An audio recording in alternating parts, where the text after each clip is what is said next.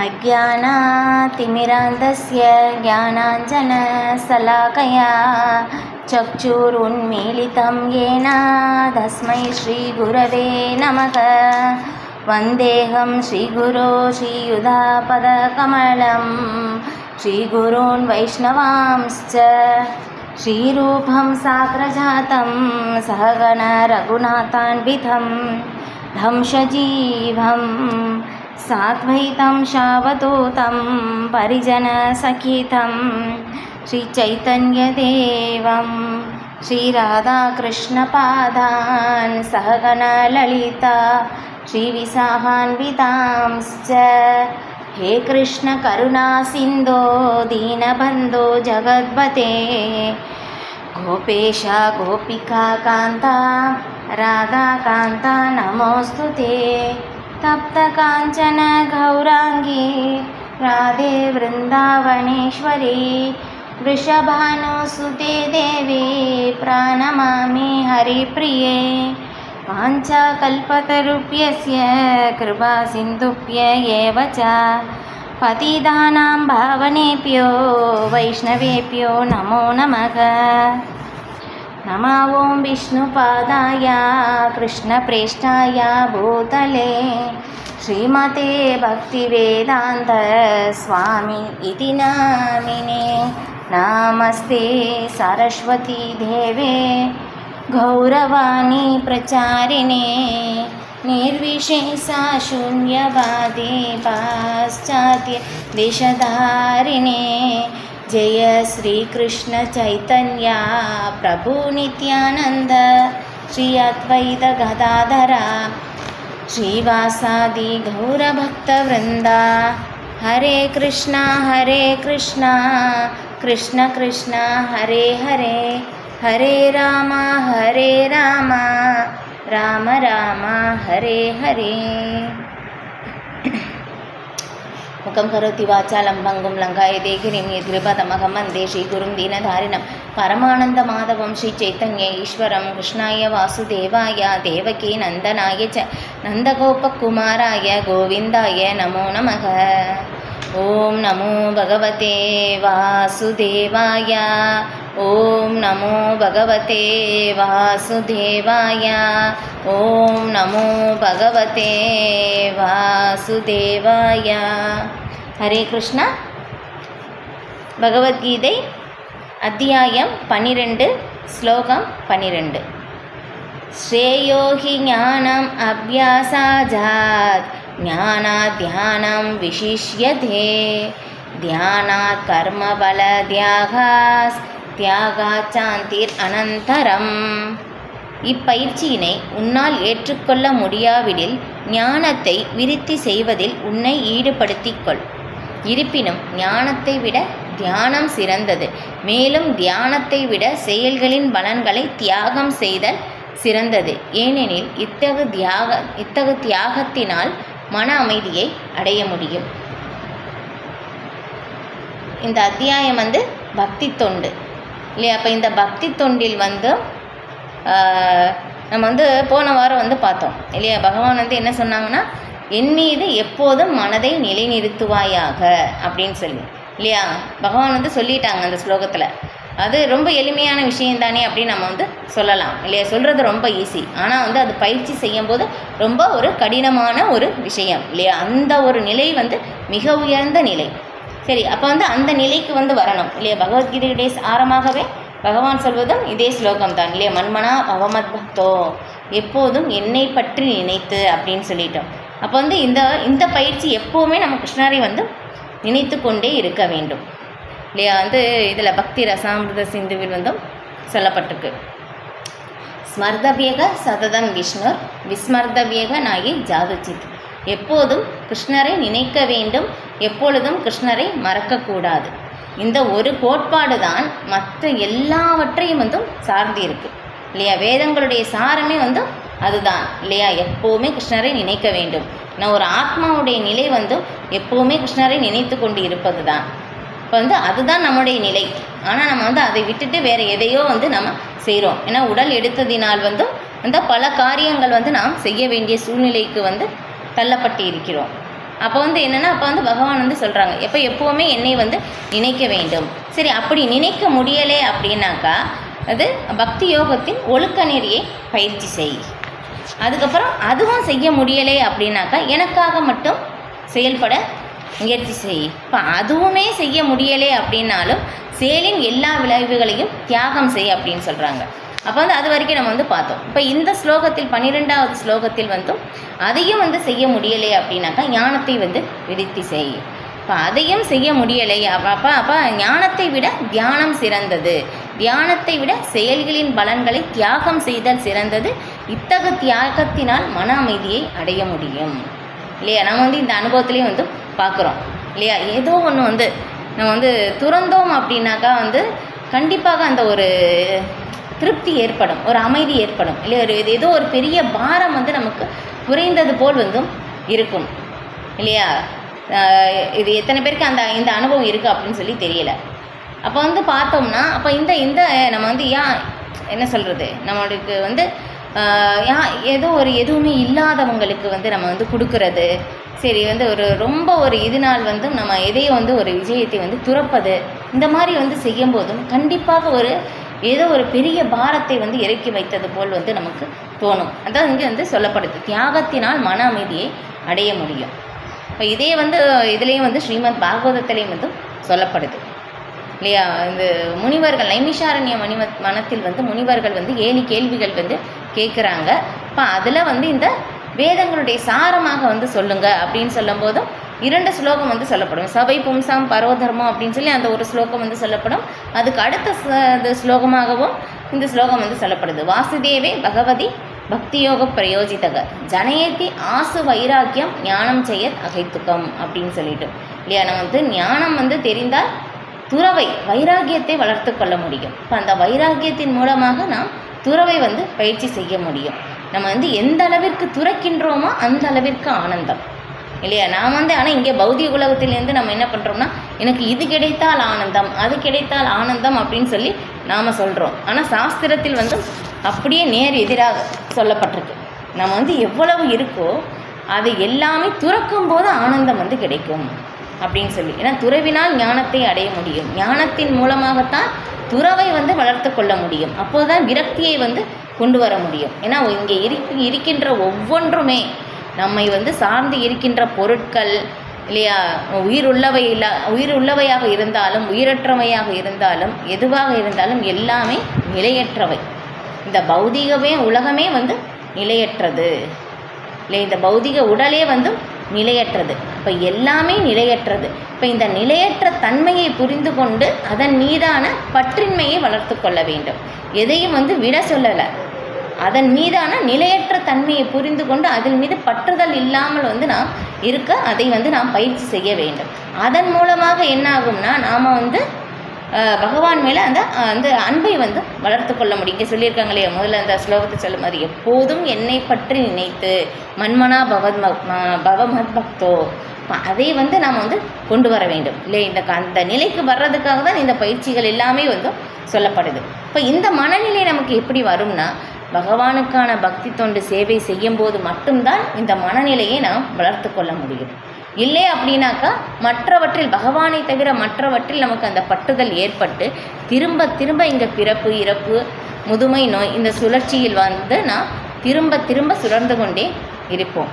அதுதான் வந்து நமக்கு நடக்குது இல்லையா. திருக்குறளில் எல்லாருக்குமே தெரிந்தது. நான் அடிக்கடி இந்த குறளை வந்து கோட் பண்ணுவேன். என்னென்னா பிறவி பெருங்கடல் நீந்துவர் நீந்தார் இறைவனடி சேராதார் அப்படின்னு சொல்லி இல்லையா. பிறவியாகிய பெருங்கடலை பகவானுடைய தாமரை திருவடியை யார் வந்து ஒருவர் இருந்து நினைக்கிறார்களோ அவர்கள் வந்து இந்த பிறவியாக பெருங்கடலை நீந்தி கடக்க முடியும் இல்லையாப்பா. அதுக்கு வந்து கடப்பதற்கான அந்த வழி இல்லையா, அதுதான் வந்து இங்கே சொல்லப்பட்டிருக்கு. பகவானுடைய தாமரை திருவடி மட்டும்தான் எப்போவுமே வந்து நினைத்து கொண்டே இருக்க வேண்டும். அதுதான் நம்மளுடைய உண்மையான ஒரு சரணாகதி, அதுதான் உண்மையான அடைக்கலம், அதுதான் உண்மையான பாதுகாப்பு, அதுதான் உண்மையான உறவு. இப்போ அந்த ஒரு மனநிலையை வந்து நான் வந்து வர வேண்டும். இப்போ அதற்காகத்தான் இந்த பயிற்சிகள் எல்லாமே வந்து இந்த வழிமுறைகள் எல்லாமே வந்து இங்கே சொல்லப்பட்டிருக்கு.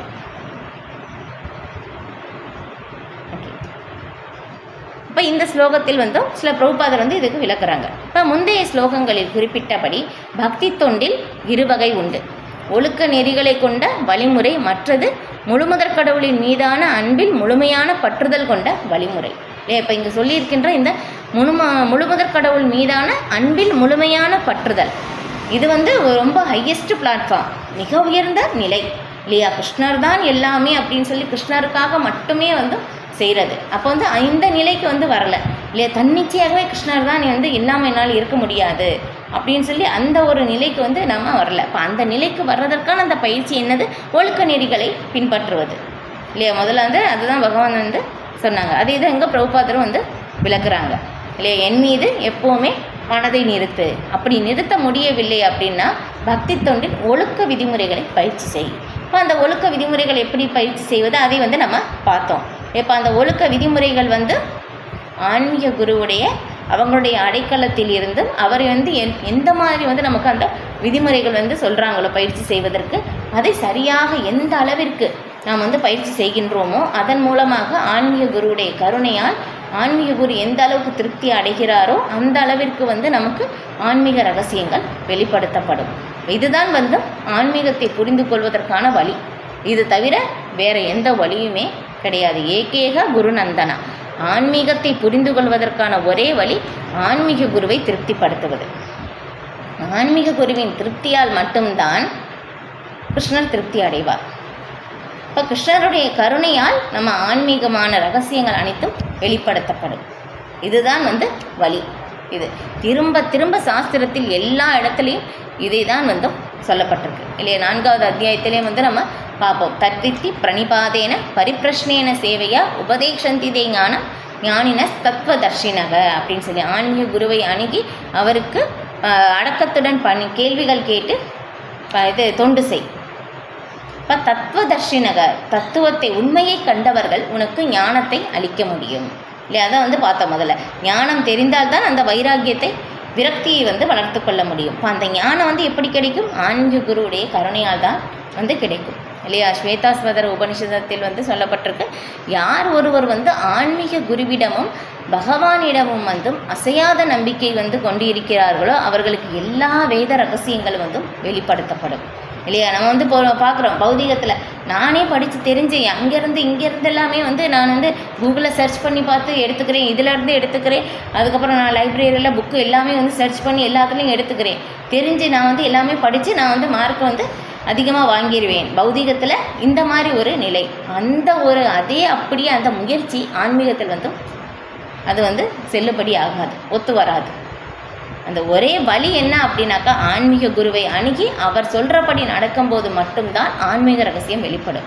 இல்லையே நானும் பகவத்கீதை படிக்கிறேனே, எவ்வளவு ஜென்மமாக படித்தாலும் அதன் ரகசியம் வெளிப்படாது.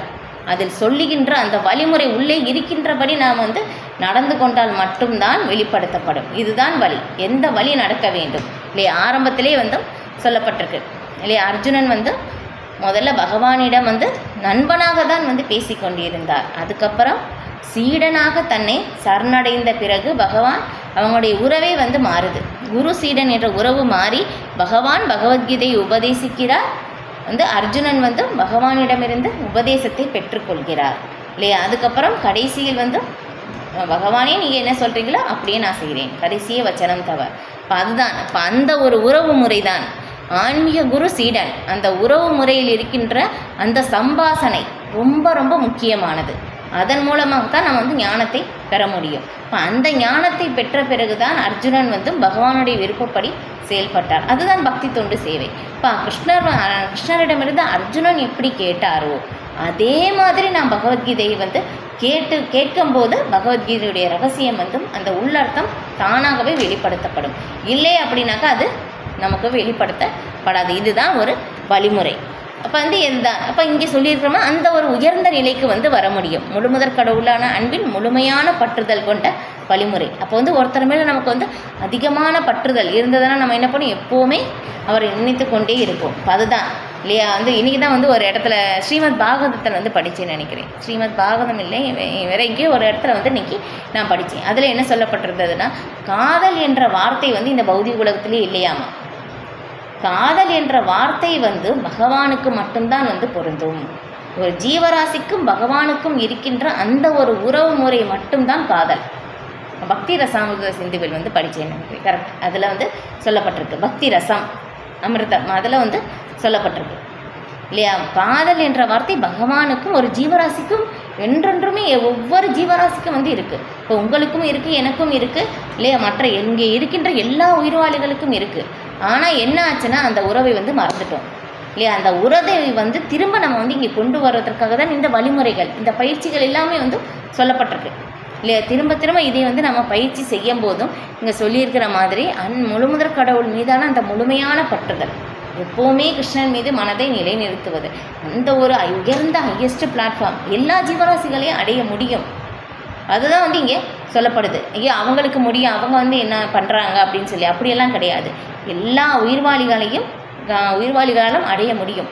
இந்த பிறவியில் வந்து நம்ம அடையலைனாலும் ஒரு பிறவியில் வந்து ஏதோ ஒரு பிறவியில் நாம் வந்து இதை வந்து நாம் பயிற்சி செய்து பகவானை வந்து நாம் அடையத்தான் வந்து வேண்டும். இப்போ இதுதான் வந்து வழி. ஓகே. இப்போ கிருஷ்ண உணர்வில் அத்தகைய கொள்கைகளை முறையாக பின்பற்ற இயலாதவர்கள் ஞானத்தை விரித்து செய்வது சிறந்தது. ஏனெனில் ஞானத்தால் ஒருவன் தனது உண்மையான நிலையை புரிந்து கொள்ள முடியும் இல்லையா. இப்போ இங்கே சொல்லியிருக்கிற மாதிரி எதுவுமே வந்து பயிற்சி செய்ய முடியலை, இது எல்லாமே வந்து முடியாது, இதுவும் முடியாது, நீங்கள் என்ன சொன்னாலும் என்னால் எதுவுமே பண்ண முடியாது. சரி, எதுவுமே பண்ண முடியலையனால அப்படின்னா ஓகே, ஞானத்தையாவது விருத்தி செய்து கொள். ஏன்னா வந்து இதுக்கு ஒரு உதாரணம் வந்து சொல்லப்படுது சாஸ்திரத்துலேயும். எப்படி சொல்லப்படுதுன்னா, இப்போ வந்து ஒரு சிறு பையன் இல்லையா, ஒரு சிறு பையனுக்கு வந்து இது வந்து திருடுறது தப்பு அப்படின்னு சொல்லி தெரியலை. சரி, அப்போ வந்து சொல்லி கொடுக்குறாங்க பெரியவங்க இல்லையா, இந்த பாருப்பா தம்பி, இந்த மாதிரி வந்து நீ திருடக்கூடாது, இந்த மாதிரி திருடனேனா அப்படின்னா வந்து இது தப்பு இல்லையா, நீயா வந்து எடுக்கக்கூடாது, இது தப்பு, இந்த மாதிரி நீ செஞ்சேன்னா இங்கே பாரு, இந்த மாதிரி தப்பு, இந்த மாதிரி திருடனால அவங்க போலீஸ் வந்து கூட்டிகிட்டு போகிறாங்க, ஜெயிலில் வந்து போட்டுருவாங்க அப்படின்னு சொல்லி இந்த மாதிரி வந்து சொல்லி கொடுத்து அந்த ஞானத்தை வளர்க்கும் போது இப்போ அந்த சிறுவனுக்கு வந்து தெரியுது, ஓ இது தப்பு அப்படின்னு சொல்லி. இப்போ தெரிந்து அதை வந்து செய்ய மாட்டான் இல்லையா, அந்த தவறை. அது ஒரு உதாரணத்துக்காக இது வந்து சொல்லப்படுது. இப்போ அது மாதிரி தான் வந்து அப்போ ஞானத்தை வந்து நாம் தெரிந்து கொள்ள வேண்டும். ஞானம் என்ன அப்படின்னு சொல்லி இப்போ அந்த ஞானத்தை வந்து நாம் தெரிந்து கொள்ளும் போது என்னாகும், உண்மையான நிலையில் வந்து நமக்கு தெரிய வரும் இல்லையா. ஒரு சின்ன உதாரணம், இப்போ முதல்ல பார்த்த மாதிரி இந்த பொருளின் நிலையற்ற தன்மையை நாம் வந்து உணர்ந்து கொள்ள வேண்டும் இல்லையா. இந்த சாஸ்திர ஞானத்தை வந்து நாம் தெரிந்து கொள்ள வேண்டும். இப்போ இதிலே வந்து நம்ம பார்த்தோம் புருஷோத்தம மாதத்தில் வந்து 15வது அத்தியாயத்தில் இல்லையா, அந்த தலைகீழான அந்த மரத்தை பற்றி வந்து சொல்லப்படுது. ஆன்மீக உலகத்தினுடைய இந்த பிரதிபிம்பம் தான் வந்து இந்த பௌதீக உலகம். இப்போ ஆன்மீக உலகத்தின் பிரதிபிம்பம் தான் இந்த பௌதீக உலகமாக வந்து இருக்குது. இப்போ இதை வந்து நாம் வந்து எப்படி வந்து இதை வந்து வெட்டி வீழ்த்த வேண்டும் அப்படின்னு சொல்லி பகவான் வந்து சொல்கிறாங்க. இந்த மரத்தை வந்து எப்படி வந்து வீழ்த்துவது அது நமக்கு தெரியலை. இப்போ அதை வந்து எப்படி வீழ்த்துவது அப்படின்னாக்கா பற்றின்மை என்னும் ஆயுதத்தால் வீழ்த்த வேண்டும் அப்படின்னு சொல்லி பகவான் வந்து அங்கே சொல்கிறாங்க. அப்போ இந்த பொருளின் நிலையற்ற தன்மையை நாம் அறிந்து கொண்டு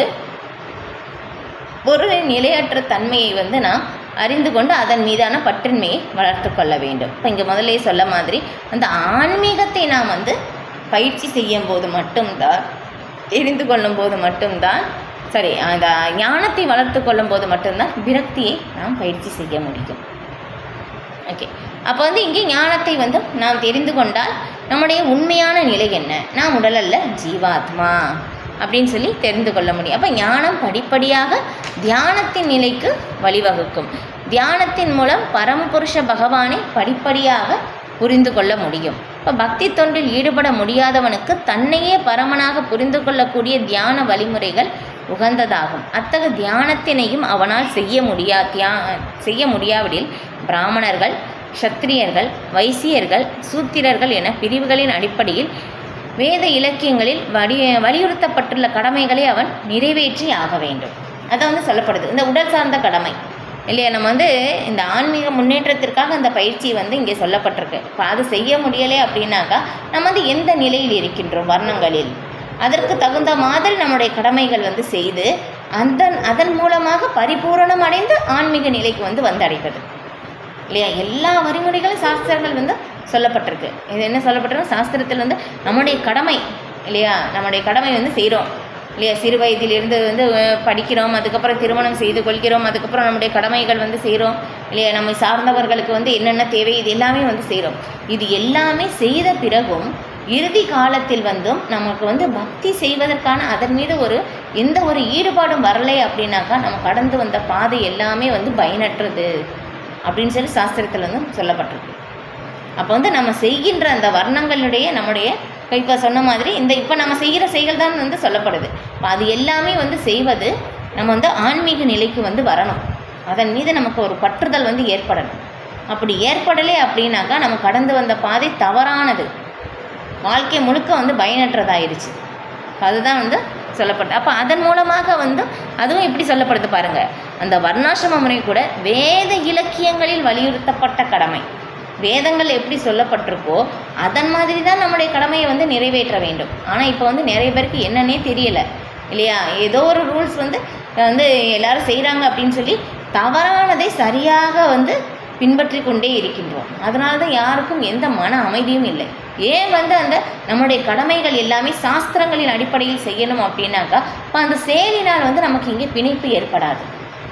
அதன் மூலமாக கொஞ்சம் கொஞ்சமாக அந்த செய்கின்ற செயல் பிணைப்பிலிருந்து விடுபட்டு திரும்பி பகவானிடம் சொல்வதற்காக ஒரு வாய்ப்பாக நமக்கு அமையும். அதுதான் அதுக்காக தான் இங்கே சொல்லப்படுது. நம்ம எந்த ஒரு செயல் இருந்தாலும் சாஸ்திரத்தில் என்ன சொல்லப்பட்டிருக்கு. ஆனால் இங்கே நிறைய பேர் அதை யாருக்குமே இந்த ஒரு நிலை தெரியாத ஒரு சூழ்நிலையாக அமையுது. அதனால தான் சில பிரபுபாதர் நமக்கு சரி அப்போ நமக்கு தெரியாதே சாஸ்திரத்தில் என்ன சொல்லப்பட்டிருக்கு அப்படின்னு சொல்லிட்டு அதுக்காக தான் சில பிரபுபாதர் நமக்கு தெய்வ வர்ணாசிரமம். சைத்தன்ய மகாபிரபு கூட கலியுகத்தில் எல்லாராலையும் இந்த சாஸ்திரத்திலே படித்து புரிந்து கொள்ள முடியாது.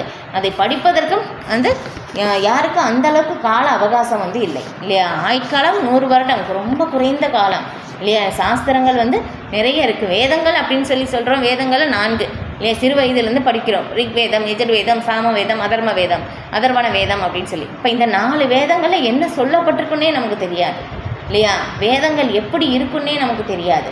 அதுக்கப்புறம் வேதாந்த சூத்திரங்கள் இல்லையா? அதுக்கப்புறம் உபனிஷதங்கள், 108 உபனிஷதங்கள். 108 உபனிஷதங்கள் பேரே நமக்கு தெரியாது இல்லையா? மகாபாரதம் இல்லையா? மகாபாரதம் கேட்குறோம்.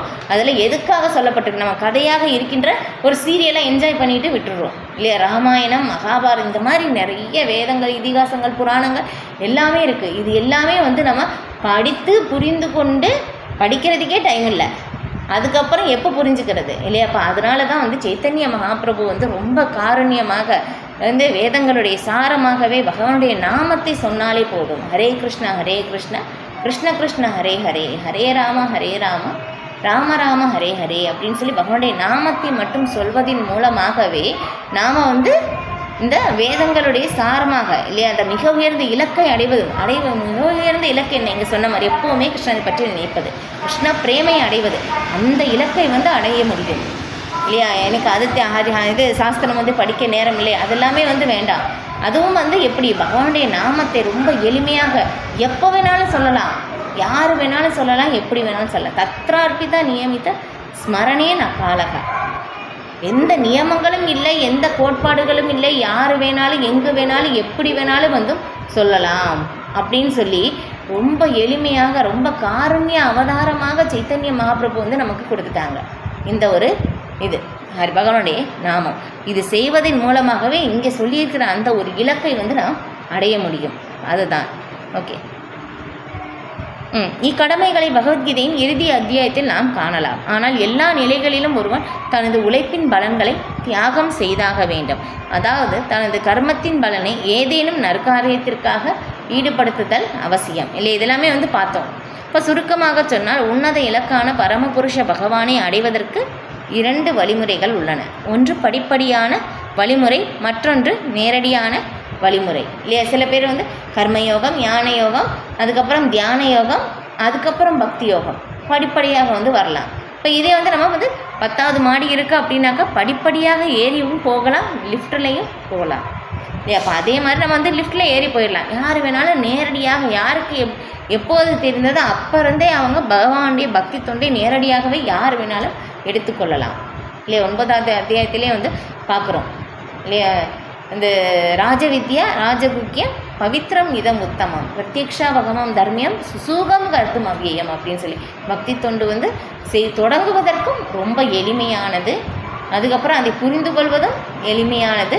அது செய்யும் போதே ஆரம்பத்திலிருந்தே சுசூகம் ரொம்ப ஆனந்தமயமானது யார் வேணாலும் செய்ய முடியும், எங்கே வேணாலும் செய்ய முடியும் அப்படின்னு சொல்லி வந்து சொல்லப்படுது. ஆனால் இது வந்து என்னதுன்னா மிக ரகசியமானதுன்னு சொல்லப்பட்டிருக்கு. மிக மிக ரகசியமானது. 18வது அத்தியாயத்தில் பகவான் சொல்லும் போதும், அர்ஜுனா நான் இதுவரை சொன்னது எல்லாமே வந்து ரகசியம், ஆனால் இதை விட மிக மிக ரகசியமான அறிவை இப்போது உனக்கு நான் சொல்கிறேன் அப்படின்னு சொல்லி, அது என்ன அப்படின்னு சொல்கிறாங்கன்னா இந்த ஸ்லோகம் தான். மன்மனா பகவத் பக்தோ மத்யாஜி மாம் நமஸ்குரு மாமே வைஷிசி சத்தியம் தே பிரதிஜானி பிரயோசினி. இந்த ஸ்லோகத்தை தான் வந்து பகவான் வந்து சொல்கிறாங்க, மிக மிக ரகசியமான அறிவை வந்து உனக்கு நான் விளக்குகிறேன் அப்படின்னு சொல்லிட்டு. இதுதான் பக்தி தொண்டு தான் ரொம்ப மிக மிக ரகசியமானது. இப்போ இந்த ரகசியமான அந்த வழிமுறையை தான் வந்து ஆன்மீக குரு நமக்கு கற்றுக் கொடுக்கிறார். ஏன்னா இதுதான் வழி. நான் ஆன்மீக குருவுடைய கருணையின் மூலமாகத்தான் வர்ற மாதிரி தான் பகவான் வந்து ஏற்பாடு செய்திருக்கிறார். இப்போ இந்த வழிமுறையின் மூலமாக நாம் பகவானுடைய அணிவது நிச்சயம், கண்டிப்பாக இல்லையா. இந்த மாதிரி வந்து அடைந்ததனுடைய அவங்களுடைய அந்த வரலாறு எல்லாமே வந்து ஸ்ரீமத் பாகவதத்தில் வந்து சொல்லப்பட்டிருக்கு. எல்லாமே வந்து எல்லாத்துக்குமே வந்து ரெக்கார்டு இருக்குது.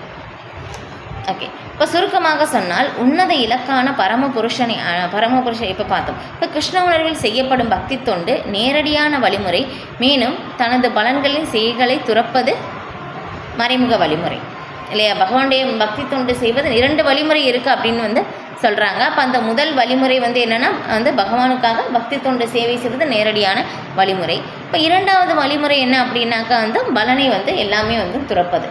ஆனால் எல்லாமே துறப்பதின் மூலமாக ஞானத்தை அடைய முடியும் இல்லையா. அப்போ அதுதான் ஞானம் தெரிந்தால்தான் விரக்தியை வளர்த்து கொள்ள முடியும். இப்போ வந்து இங்கே துறவை வந்து இங்கே பிரபுபாதர் எப்படி சொல்கிறாங்கன்னா 2வது வழிமுறை வந்து செயல்களின் பலனை எல்லாமே வந்து துறப்பது. அந்த துறவின் மூலமாக என்ன ஆகும்னா நமக்கு ஞானம் வந்து கிடைக்கும். அதுதான் இல்லையா. பாருங்கள், வந்து எந்த அளவுக்கு வந்து துறக்குறாங்களோ, என்ன சொல்கிறது, ரொம்ப துறந்தாங்க அப்படின்னாக்கா எல்லாமே இருப்பதில் இருந்து எனக்கு எதுவுமே கிடைக்கலையேன்னு சொல்லி அந்த விரக்தி ஏற்படும் போதும் அந்த விரக்தியின் மூலமாக ஒரு ஞானம் வந்து அங்கே தோன்றும். அது வந்து நடக்கும். அந்த ஒரு கதை வந்து இதிலே வந்து சொல்லப்படும் ஸ்ரீமத் பாகவதத்தில். எப்படின்னா பிங்களையினுடைய கதை அப்படின்னு சொல்லிட்டு உத்தவ கீதை. பகவான் கிருஷ்ணர் வந்து இந்த லீலையை இந்த பூமியிலிருந்து லீலையை வந்து முடிச்சுட்டு போகும்போதும் உத்தவருக்கு வந்து அந்த ரகசியமான அறிவை வந்து அங்கே அவருக்கு உபதேசிக்கிறார் உத்தவருக்கு. அது உத்தவ கீதை அப்படின்னு வந்து சொல்லப்படும். 16வது காண்டத்தில் வந்து சொல்லப்பட்டிருக்கு ஸ்ரீமத் பாகவதத்தில். அப்போ வந்து உத்தவருக்கு அங்கே சொல்லும் போதும் 21 குருவை வந்து சொல்வதாக வந்து ஒரு இடத்துல வந்து ஒரு அரசருக்கும் வந்து ஒரு அவதூதருக்கும் அந்த சம்பாஷணை வந்து நடக்கும். இப்போ அதில் வந்து அந்த இது வந்து சொல்லுவாங்க. இது நான் ஆல்ரெடி வந்து சொல்லியிருக்கேன். இது இப்போ அந்த அரசர் வந்து அந்த ஒரு அவதூதரை ஒரு பிராமணரை வந்து பார்த்து கேட்பாங்க. ஒரு அரசராக இருந்து அவரை வந்து பார்க்கும்போது அவர் ரொம்ப சந்தோஷமாக இருக்காங்க. ஆனால் அவர்கிட்ட வந்து பார்த்தா எதுவுமே இல்லை.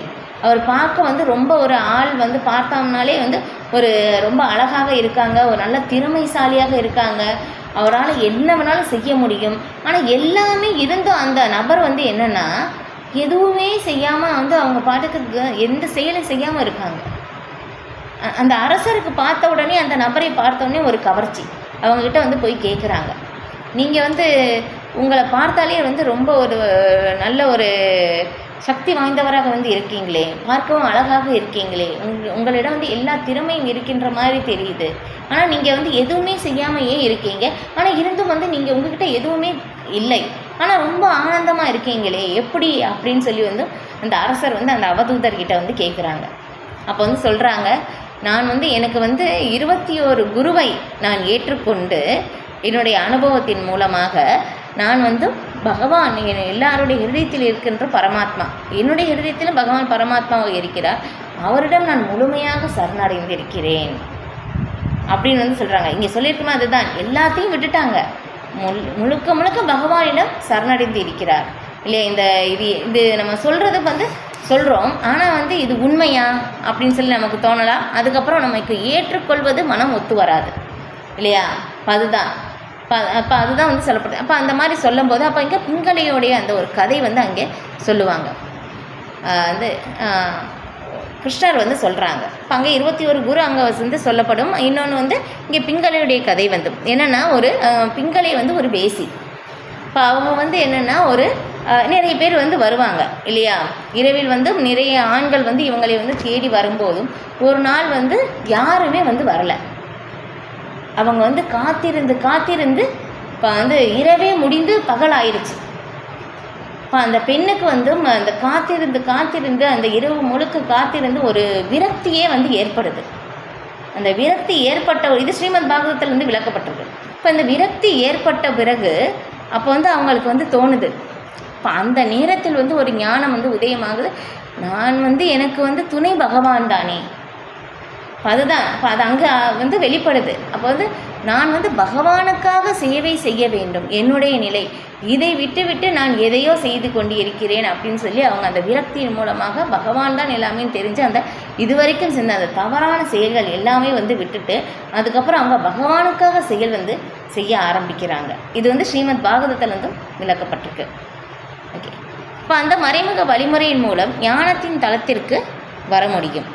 அதை வந்து சொல்லப்படுது, பலன்களை துறப்பதன் மூலமாகவும் வர முடியும் இல்லையா. ஒன்று நேரடியான வழிமுறை, நேரடியாகவே பகவானுக்கு பக்தி தொண்டு சேவை ஏற்றுக்கொள்வது. இரண்டாவது வழிமுறை வந்து ஞானத்தின் தளத்திற்கு வருவது, பின்னர் தியானத்தின் நிலை, அதன் பின்னர் பரமாத்மாவை உணரும் நிலை.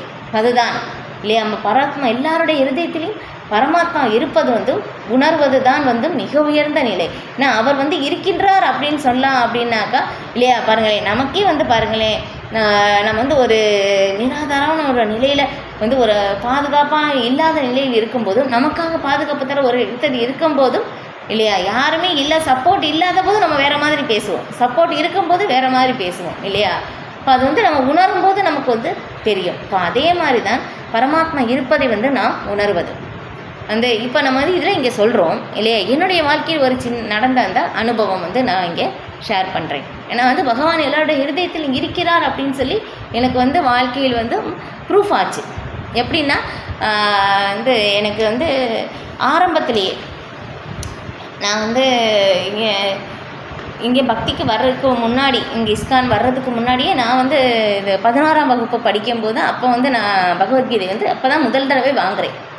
அப்போ வந்து வாங்கும்போதும் எனக்கு அப்போ இருந்து முதலே அந்த ஒரு கேள்வி மனதிற்குள் இல்லையா. பகவான் வந்து சொல்கிறாங்க 4 விதமான நல்லோர் என்னை சரணடைவர் அப்படின்னு சொல்லிடு. இப்போ அதில் வந்து கேள்வியுடையோர் இல்லையா, அப்போ வந்து துன்பத்தில் இருப்போர் அப்படின்னு சொல்லி இந்த மாதிரி சொல்லும் போதும் எனக்கு வந்து ஒரு கேள்வி என்னென்னா, சிறு வயசுலேருந்து எல்லாருமே வந்து வந்து இதில் இஸ்லாமியர்கள் வந்து அவங்க வந்து குரான் படிக்கிறாங்க இல்லையா, இவங்க வந்து பைபிள் வந்து படிக்கிறாங்க, கிறிஸ்துவர்கள். அப்போது நம்ம மாதிரி இந்துக்கள் வந்து பகவத்கீதை படிக்கணும்னு அப்படின்னு சொல்கிறாங்க, யாருமே படிக்கலையே, எதுக்காக அது சொல்கிறாங்க, இப்போ அதில் வந்து என்ன இருக்குது அப்படின்னு சொல்லி எனக்குள்ளே வந்து நிறைய கேள்விகள். எனக்கு பகவத்கீதை படிக்கணும்னு வந்து ஆசை. ஆனால் வந்து எனக்கு வந்து ஏன்னா சிறு வயது இல்லையா, பெற்றோருடைய பாதுகாப்பில் இருப்பதனால் வந்து வாங்கி கொடுப்பாங்களா இல்லையான்னு சொல்லி ஒரு தயக்கம் இருந்தாலும் அந்த மாதிரி கேட்கல. சரி, ஒரு கட்டத்தில் வந்து எனக்கு அந்த வாங்குவதற்கான அந்த ஒரு சூழ்நிலை வந்து ஏற்பட்டது. அப்போ வந்து கேட்கும்போதும் எனக்கு கிடைத்தது. ஏன்னா வந்து பகவான் வந்து என்ன சொல்கிறாங்கன்னா, நம்ம உண்மையிலேயே பகவானை வந்து அணுகணும் அப்படின்னு சொல்லும் போதும் இந்த உண்மையான குருவை பகவான் அனுப்பி வைப்பார். அப்போ வந்து உண்மையிலே அந்த கேள்விகள் இருந்ததுனால இப்போ பகவானுடைய கருணையால் எனக்கு வந்து பகவத்கீதை வந்து வாங்குவதற்கான வாய்ப்பு வந்து கிடைச்சிது. இப்போ வந்து அப்போ வந்து நம்ம வந்து எடுத்து படிப்பேன், ஆனால் வந்து எதுவுமே புரியாது. ஒன்றே ஒன்று புரிஞ்சது என்னென்னா, எல்லாமே கிருஷ்ணருக்கு அர்ப்பணம் செய்ய வேண்டும் அப்படின்னு சொல்லி அது மட்டும் புரிஞ்சது. இப்போ அதனால் நம்ம வந்து எப்படி அர்ப்பணம் பண்ணணும் அப்படின்லாம் வந்து தெரியாது. சரி, சாப்பிடும்போது நம்ம வந்து அர்ப்பணம், கிருஷ்ணருக்கு அர்ப்பணம் அப்படின்னு சொல்லி வந்து நான் ஒவ்வொரு தடவையும் சாப்பிடும்போதும் இல்லையா வந்து முதல்ல வந்து எனக்கு வந்து அந்த ஒரு நிலை வந்து ஏற்பட்டது என்ன அப்படின்னாக்கா, நான் இந்த மாமிசம் சாப்பிடுவது என்னால் வந்து நான் வந்து நிறுத்த முடிந்தது. அது எப்படின்னு சொல்லி எனக்கு தெரியலை அப்போ எல்லாமே வந்து எனக்கு. ஏன்னா எனக்கு கைடன்ஸ் எல்லாம் வந்து இல்லை, நானாக சும்மா எடுத்து படித்தது அவ்வளோதான், 4-5 தடவை வந்து படித்தது, ஆனால் எதுவுமே புரியலை. அதுக்கப்புறம் இங்கே இஸ்கானுக்கு வந்து பக்தருடைய சங்கத்தில் வந்து படிக்கும்போது தான் வந்து புரிந்தது. அதுக்கப்புறம் வந்து சிறிது காலம் வந்து அந்த மாதிரி படிக்கும்போது அப்புறம் திருமணம் நடக்கும்போது அது படிக்க முடியலை, விட்டாச்சு. அப்புறம் வந்து குழந்தை எல்லாமே வந்து பிறந்தது. அதுக்கப்புறம் வந்து ஒரு வருடங்கள் 4-5 வருடங்கள் சென்ற பிறகும் அப்போ வந்து எனக்கு வந்து தோணுது, பகவத்கீதை நான் வந்து படிக்கலாம் அப்படின்னு சொல்லிட்டு. அப்போ வந்து ஏன்னா தனிமையாகுது, ஏன்னா குழந்தைகள் வந்து அவங்க ஸ்கூலுக்கு போகிறாங்க. அப்போ வந்து தனிமை ஏற்படும் போது அப்போ எனக்கு பகவத்கீதை வந்து ஞாபகம் திரும்ப வந்த பிறகு நான் வந்து அப்போ வந்து எடுத்து படிக்கிறேன். ஏன்னா தனிமை வந்து ரொம்ப கஷ்டமாக இருக்குதுன்னு சொல்லி எடுத்து படிக்கும்போது எனக்குள்ளே அந்த ஒரு வார்த்தை வந்து, கவலைப்படாதே, நான் வந்து உன்னோட தான் வந்து இருக்கேன். புக்கு திறந்தா அந்த மாதிரி வந்து எனக்கு மனசில் தோணுது. ஆனால் இது உண்மையாக இல்லையான்னு கூட என்னால் வந்து அது உணர முடியலை. ஆனால் வந்து இந்த மாதிரி வந்து என் மனசில் தோணுது, திரும்ப திரும்ப வந்து வருது. இது உண்மையா அப்படின்னு சொல்லி எனக்கு தெரியல, என்னன்னு சொல்லி தெரியல. இந்த வார்த்தையை மட்டும் எனக்கு திரும்ப திரும்ப சொன்னது ரொம்ப நல்ல ஞாபகம் இருக்குது. அதுக்கப்புறம் வந்து இது ஒரு ப்ரூஃப், எல்லாருடைய ஹிருதயத்திலும் பகவான் பரமாத்மா இருக்கிறது ஒரு ப்ரூஃப் ஆச்சு எனக்கு. ஆனால் அப்போ புரியலை, ஆனால் இப்போ வந்து புரியுது. ஏன்னா பக்தர்களுடைய சங்கத்திலிருந்து தொடர்ந்து இந்த சாஸ்திரங்கள் பகவத்கீதை, ஸ்ரீமத் பாகவதம் எல்லாமே படிக்கும் போதும் எல்லாருடைய ஹிருதயத்திலும் பகவான் பரமாத்மாவாக இருக்கிறார் அப்படின்னு சொல்லி உணர்ந்து கொள்ள முடியுது. இதே வந்து இதுக்கு முன்னாடி வந்து 9ஆம் வகுப்பு படிக்கும்போது ரொம்ப நல்ல ஞாபகம் இருக்குது. அப்போ வந்து பார்த்தோம்னா சயின்ஸில் டெஸ்ட்டு வந்து வைக்கும்போதும் ரொம்ப கஷ்டமாக இருந்ததுனால நிறைய பேர் ஃபெயில் ஆகிட்டாங்க, நானும் ஃபெயில் ஆகிட்டேன்.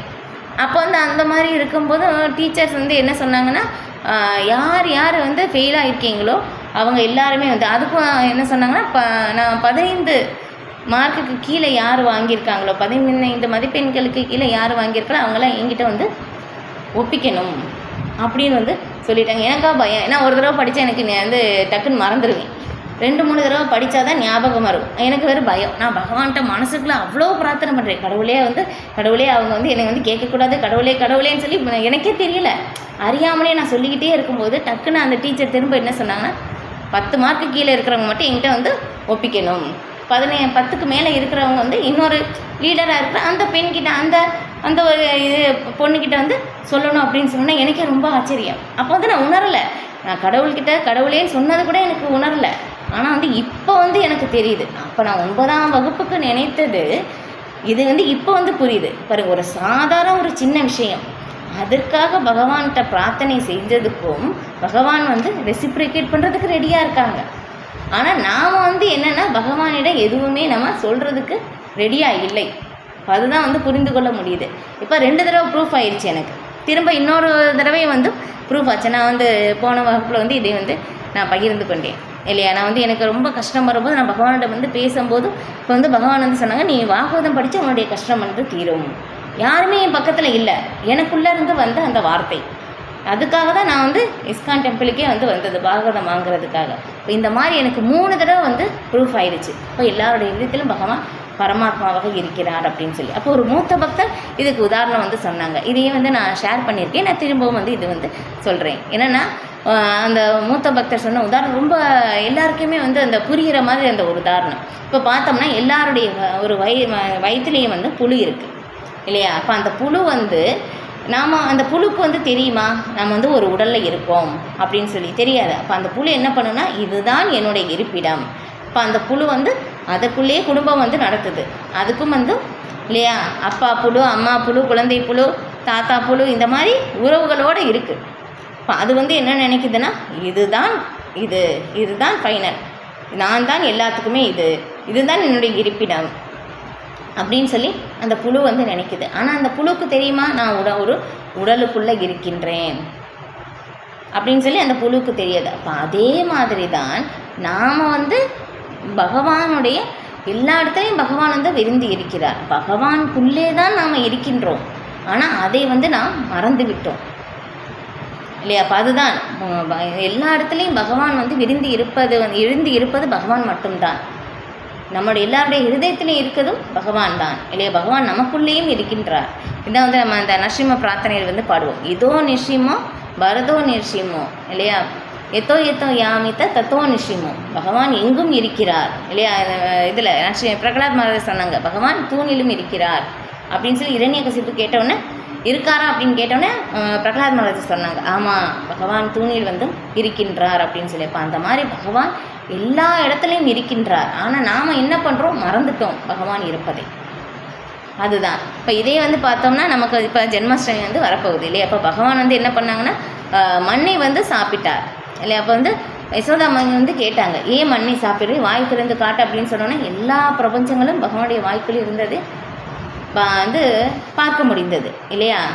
இது யசோதா அம்மாவால். இப்போ இது வந்து இதுக்கு முந்தைய அத்தியாயம் 11வது அத்தியாயத்தில் விஸ்வரூபத்தை பகவான் காட்டுகிறார். எல்லா இடத்துலையும் நான் தான் பரவி இருக்கின்றேன் அப்படின்னு சொல்லிட்டு. அப்போ எல்லா இடத்துலையும் பரவி இருப்பது பகவான் மட்டும்தான் இல்லையாப்பா. அதை வந்து நான் உணர வேண்டும். அதான் வந்து இங்கே சொல்லப்படுது பாருங்கள், செயல்களின் பலன்களை துறப்பது மற்றொரு வழிமுறை. இந்த மறைமுக வழிமுறையின் பலனை துறப்பதின் மூலம் ஞானத்தின் தளத்திற்கு உயர முடியும். இப்போ அந்த ஞானத்தின் தளத்திற்கு பின்னர் தியானத்தின் நிலை வந்து செய்கிறோம். அதுக்கப்புறம் அந்த தியானத்தின் மூலமாக பரமாத்மா இருப்பதை உணர முடியும். இப்போ இதுதான் வழிமுறை இல்லையா? அப்போ வந்து பகவான் இருப்பதை வந்து உணர்வது, பகவானின் இருப்பை வந்து உணர்வது. இதே தான் பிரகலாத் மகாராஜா வந்து உணர்ந்தாங்க இல்லையா? பகவான் எல்லா இடத்துலையும் வந்து இருக்கின்றார் அப்படின்னு சொல்லி. அப்போ தூய பக்தர்கள் வந்து ஒவ்வொரு இடத்துலையும் வந்து பார்ப்பது வந்து பகவானுடைய இருப்பை மட்டும்தான் பார்க்கின்றனர். இதுதான் ஒரு மூத்த பக்தர் இன்னொரு உதாரணம் ரொம்ப அழகாக சொன்னாங்க. என்ன சொன்னாங்கன்னா, கிருஷ்ணர் இருப்பது உண்மை, நாம் வந்து ஜீவாத்மா இருப்பது உண்மை, பகவானுக்கும் நமக்கும் இருக்கின்ற அந்த உறவு வந்து உண்மை, மற்ற எல்லாமே வந்து பொய். இதுதான். அப்போ வந்து நம்ம வந்து பொய்யை தான் வந்து பிடித்திருக்கிறோம், ஆனால் அது உண்மையானது கிடையாது. உண்மையாக இருப்பது கிருஷ்ணர், ஜீவாத்மா, பகவானுக்கும் நமக்கும் இருக்கின்ற அந்த உறவு மட்டும்தான். இப்போ அந்த ஒரு நிலைக்கு பகவான் இருக்கின்ற அதை வந்து உணர்வதற்காகத்தான் இந்த வழிமுறை எல்லாமே வந்து சொல்லப்பட்டிருக்கு. பாருங்கள், ரொம்ப அழகாக தெளிவாக வந்து சில பிரபுபாதர் வந்து விளக்கியிருக்காங்க இது. இப்போ இறுதியில் பரமபுருஷ பகவானை உணரும் நிலை அடைய முடியும் இல்லையா? கிருஷ்ணர் தான் இருக்கிறார் இல்லையா? வாழ்வில் வந்து மிக உயர்ந்த நிலையை அடைவது பகவானுடைய இருப்பை வந்து உணர்வது தான். உணர்ந்து கொண்டு பகவான் எல்லா இடத்துலையும் இருக்கின்றார். யார் ஒருவர் பகவானுடைய இருப்பை உணர்றாங்களோ அவர்தான் வந்து வாழ்க்கையில் வெற்றி அடைந்தவர். அதுதான் மிக உயர்ந்த நிலை. அவங்கள் வந்து பகவானுக்கு நிகரானவராக வழிபடப்படுகிறார். அதுதான் வந்து மிக உயர்ந்த நிலை. இப்போ இத்தகு படிப்படியான வழிமுறையினேயோ நேரடியான வழிமுறையோ ஒருவன் ஏற்றுக்கொள்ளலாம். அதுதான் இதே வந்து ஸ்ரீமத் பாகவத்தில் இதே வந்து சொல்லப்படுது. தீர்த்தி குர்வந்தி தீர்த்தானி அப்படின்னு சொல்லிட்டோம். இப்போ வந்து அங்கே என்ன சொல்லப்படுதுன்னா, தூய பக்தர்கள் வந்து எப்போவுமே பகவானுடைய தாமரை திருவடி வந்து சுமந்து செல்வதால் வந்தும் வந்து அவங்க தீர்த்த யாத்திரை ஸ்தலமாகவே இருக்காங்க இல்லையா? நம்ம வந்து தீர்த்த யாத்திரை ஸ்தலத்திற்கு போவது என்னென்னா நம்மை தூய்மைப்படுத்துவதற்காகத்தான். ஆனால் வந்து அந்த தீர்த்த யாத்திரை ஸ்தலமே நடந்து வந்ததுன்னா எப்படி இருக்கும்? அந்த மாதிரி தான் தூய பக்தர்கள். ஏன்னா பகவானையே எப்போது அவங்களோட இருதயத்தில் சுமந்து செல்கிறார்கள் அப்படின்னு சொல்லி ஸ்ரீமத் பாகவதம் வந்து விளக்கப்படுது. இப்போ அந்த ஒரு தூய பக்தருடைய சகவாசத்தை நாம் ஏற்றுக்கொள்ள வேண்டும். அப்போது தான் இங்கே சொல்லியிருக்கிற அந்த ஒரு உயர்ந்த வழிமுறை, அந்த உயர்ந்த நிலைக்கு வந்து நாம் வந்து உயர முடியும். இது இப்போ அப்படிப்பட்ட பக்தர்கள் இல்லையா? எல்லா இடங்களிலும் பகவானுடைய இருப்பை உணர்கின்ற பக்தர்கள் வந்தும் என்னை விட புகழ் வாய்ந்தவர்கள் அப்படின்னு சொல்லி பகவானாலேயே சொல்லப்படுது. பகவான் வந்து சொல்கிறாங்க, என்னை விட அவர்கள் வழிபடத்தக்கவர்கள் அப்படின்னு சொல்லிட்டோம். இப்போ அதுதான். இப்போ அதை தான் வந்து இங்கே சொல்லப்படுது. அப்போ அந்த ஒரு உணர்வு நிலைக்கு வந்து வர வேண்டும். அதுதான் மிக உயர்ந்த இலக்கு, அதுதான் மிக உயர்ந்த லட்சியம். இது நான் ஒரு தூய பக்தர்களுக்கு எந்த இடமும் போனாலும் ஆனந்தம் தான். நரக நிலைக்கு போனாலும் ஓகே. ஏன்னா வந்து அவங்க எல்லா இடத்துலையும் பகவானுடைய இருப்பை வந்து உணர்றாங்க. பகவானோட பிரிந்து இருப்பதை அவங்க என்றுமே உணர்வது இல்லை. எல்லா இடத்துலையும் பகவான் இருப்பதை வந்து அவங்க தெரிந்து கொள்ள முடியுது. இப்போ அந்த மாதிரி வந்து மிக உயர்ந்த பக்திகளில் மிக உயர்ந்தவளாக இருக்கின்ற ஸ்ரீமதி ராதாராணி இல்லையா? வந்து அவங்க எங்கே பார்வை செலுத்துகிறாங்களோ எல்லா இடத்துலையும் பகவான் கிருஷ்ணரை தவிர வேறு எதையும் வந்து அவங்க பார்க்கலையாம. அவங்க வந்து ஒவ்வொரு அந்த ஒரு முடியிலேருந்து வந்து உச்சியிலேருந்து இந்த உள்ளங்காலை வரைக்கும் வந்து எல்லா இடத்துலையும் வந்து அவங்க கிருஷ்ண உணர்வில் தான் வந்து மூழ்கி இருக்காங்க. அவங்க கிருஷ்ணா தான், அது தவிர அவங்களுக்கு வேறு எதுவுமே வந்து தெரியாது. அதுதான் மிக உயர்ந்த நிலை. நமக்கு வந்து இலக்கு அதுதான். நாம் வந்து அதை விட்டுட்டு வேறு எதையோ வந்து நாம் செய்து கொண்டு இருக்கின்றோம்.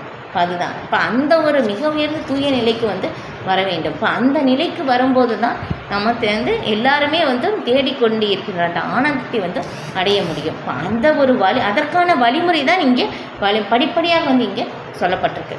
ஓகே, இத்தகைய படிப்படியான வழிமுறையினாலும் நேரடி வழிமுறையினையோ ஒருவன் ஏற்றுக்கொள்ளலாம். நேரடியான வழிமுறை எல்லாருக்கும் சாத்தியமானது அல்ல. எனவே மறைமுகமான வழிமுறையும் நன்றி இல்லையா? சில பேர் வந்து சொன்னோன்னே பக்தி வந்து எடுத்துக்குவாங்க. சில பேரால் வந்து எடுத்துக்கொள்வது ரொம்ப கடினம்.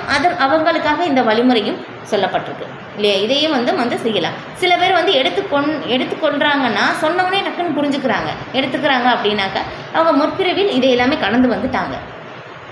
சில பேர் பார்க்கலாம் இல்லை, சிறு வயதிலிருந்தே ரொம்ப அழகாக வந்து ஸ்லோகாக வந்து சொல்லுவாங்க, ஆன்மீகத்தை டக்குன்னு வந்து எடுத்துக்குவாங்க, இப்போ தான் வந்தாங்க பயிற்சிக்கு உடனே பிடிச்சிக்கிட்டாங்க அப்படின்னு வந்து நம்ம பார்க்குறோம் இல்லையா? ஏன்னா வந்து முற்பிறவியில் அவங்க கடந்து வந்திருக்காங்க.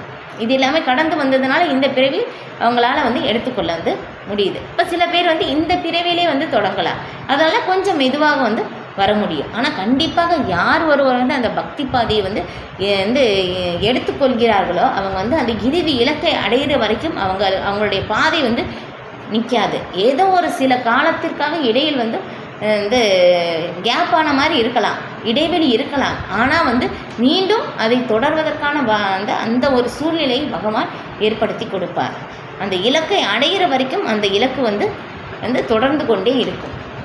இதுதான் வந்து ஆன்மீகத்தினுடைய ஒரு நிலை. இதே வந்து பாருங்களேன், பௌதிகத்திலே வந்து பார்க்கும்போது இந்த பிறவியில் நான் வந்து மருத்துவ இது வந்து 2 வருடம் வரைக்கும் வந்து நம்ம படிச்சிட்டோம்.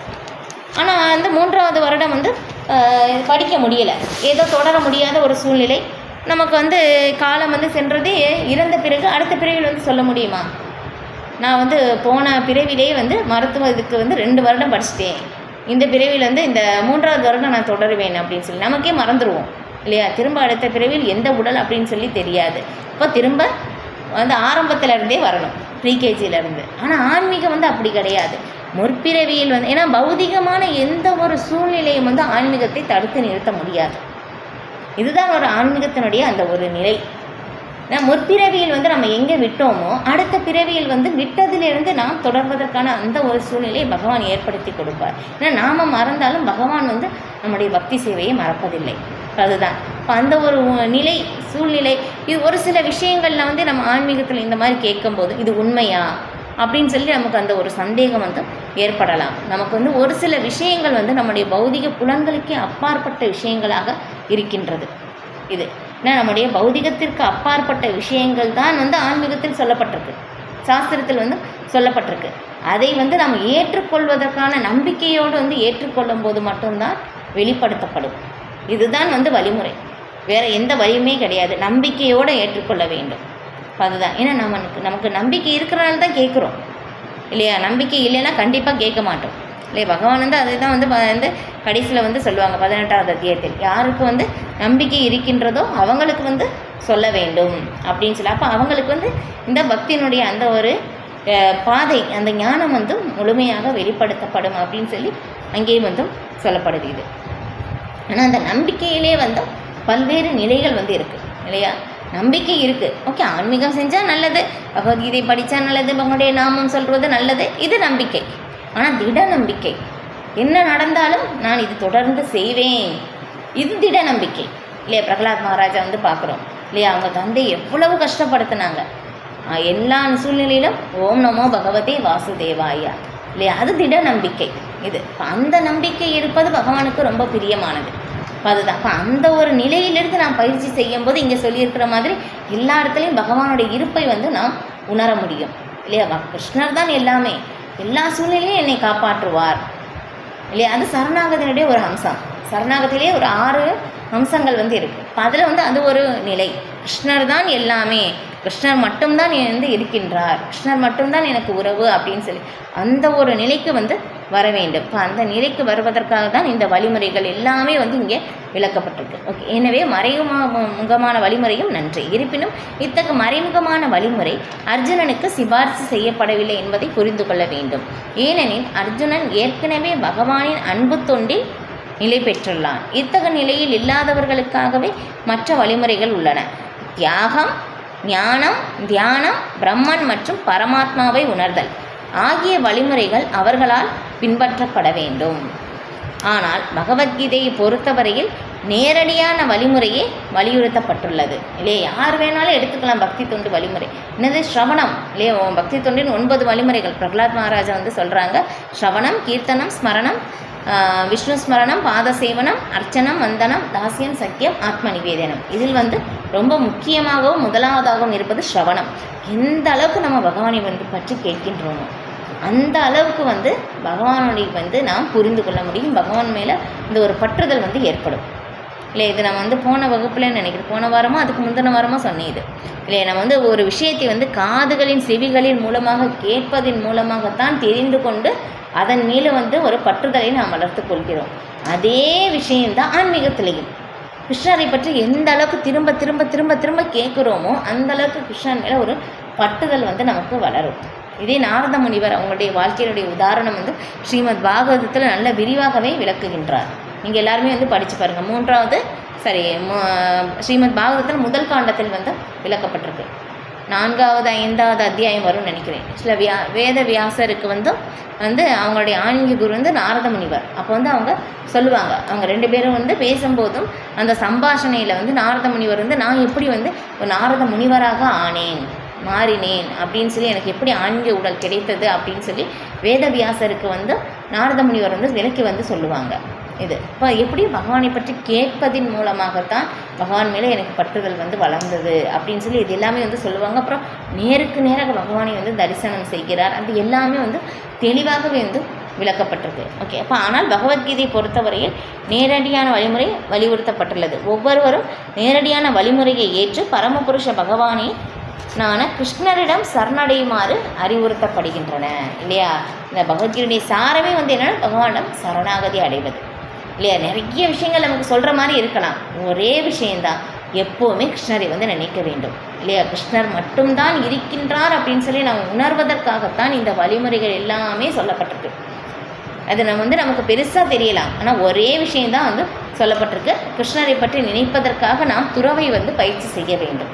துறவின் மூலமாக ஞானத்தை அடைய முடியும் இல்லையா. ஞானம் வந்து நாம் தெரிந்து கொள்ளும்போது நாம் ஜீவாத்மாவுடைய உண்மையான நிலை வந்தும் பகவானுக்கு சேவகம் செய்வது. ஜீவேர ஸ்வரூபயே கிருஷ்ணேர நித்தியதாச அப்படின்னு சொல்லிட்டு இப்போ அந்த